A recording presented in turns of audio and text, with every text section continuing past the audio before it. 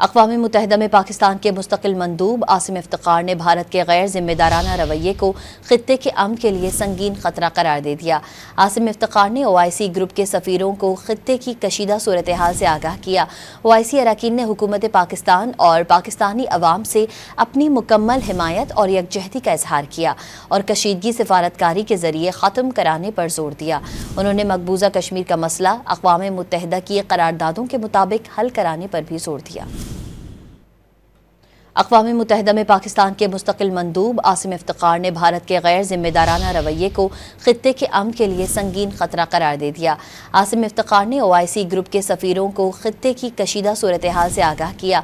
OIC अरकान ने हुकूमत पाकिस्तान और पाकिस्तानी अवाम से अपनी मुकम्मल हिमायत और यकजहती का इजहार किया और कशीदगी सिफारतकारी के जरिए ख़त्म कराने पर जोर दिया।